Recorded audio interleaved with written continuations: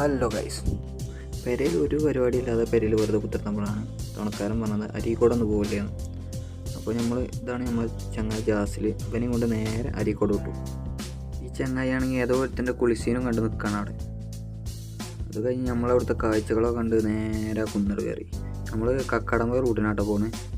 അവിടുന്ന് കുറേ കാഴ്ചകളൊക്കെ കണ്ട് അങ്ങനെ പോയി. ഇവനാണെങ്കിൽ പൊട്ടൻ്റെ കയ്യിൽ പൂമാലെട്ടിയമാർ എന്തൊക്കെയോ കാട്ടുണ്ട് കേട്ടോ. അങ്ങനെ ഞങ്ങൾ അവിടുത്തെ പ്രകൃതി രമണീയത ആസ്വദിച്ച് കഴിഞ്ഞ് നമ്മൾ നേരെ വണ്ടി എടുത്ത് വിട്ടു.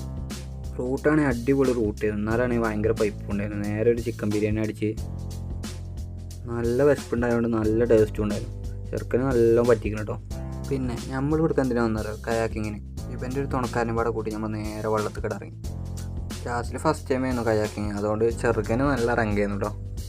പിന്നെ നമ്മൾ നീട്ടിയെടുത്ത് ഒയ്യാൻ തുടങ്ങി. അവിടെ ചെറിയ തുരുത്തൊക്കെ ഉണ്ട്, അതിൻ്റെ ഉള്ളിൽ കൂടെ അങ്ങോട്ട് പോയി നോക്കി. അരീക്കോട് മുക്കത്തോട് പറഞ്ഞ സ്ഥലത്താട്ടോ ഈ കയാക്കിങ് വരുന്നത്. കുറേ കയാക്കിങ് ടീം ഉണ്ടെങ്കിലും ഇവരാണ് നമുക്ക് അഫോർഡബിൾ ആയിട്ടുള്ള റേറ്റിന് കയാക്കിങ് വരുന്നത് കേട്ടോ. പിന്നെ നമ്മളിവിടെ കുറേ എൻജോയ് ചെയ്ത് കുറേ ഫോട്ടോസും വീഡിയോസൊക്കെ എടുത്ത് അങ്ങനെ ഫുൾ ജോളി മാറി. പിന്നെ ഏകദേശം ഇരുട്ടായി തുടങ്ങി കേട്ടോ. പിന്നെ നമ്മൾ മെല്ലെ കയറാൻ തുടങ്ങി, തിരിച്ച് തൊയ്യാൻ തുടങ്ങി, കൈയൊക്കെ കടയിൽ തുടങ്ങി. പിന്നെ നമ്മൾ നേരെ കയറി ചാടിക്കാനുള്ള പ്ലാനായിട്ടോ. അവിടെ നിന്നാണ് നമ്മളെ ചെന്നൈയുടെ വണ്ടി കംപ്ലൈൻ്റ് ആയിട്ടോ. 1.5 കിലോമീറ്റർ വണ്ടി തള്ളിയതിൻ്റെ കിതപ്പാണ് ഈ കാണുന്നത്. വണ്ടി സ്റ്റാർട്ടാവണില്ല, ഫ്യൂസ് പോയതാണെന്നാണ് പറഞ്ഞത്.